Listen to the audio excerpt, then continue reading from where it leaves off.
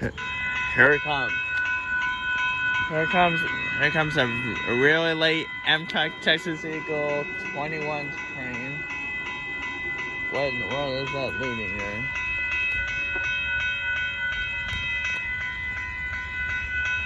I'll tell you.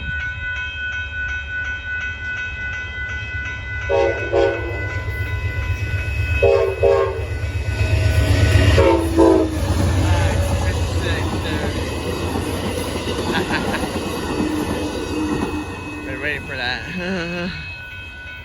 Wow. 56. But, if it says 56 leading there, wow, even though it's a couple hours late, must have been freight train congestion there today.